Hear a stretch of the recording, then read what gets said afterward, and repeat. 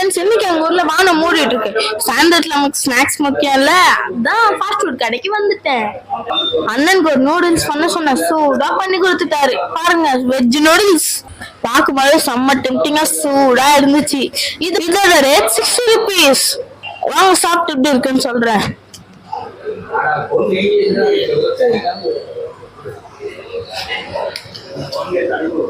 செம்ம சூடு தெரியாம நாக்குல வச்சுட்டு நாக்கு ஒரு மாதிரி வந்து. உங்க ஊர்ல வெஜ் நூடுல்ஸ் எவ்வளோன்னு கமெண்ட் பாக்ஸ்ல கமெண்ட் பண்ணுங்க.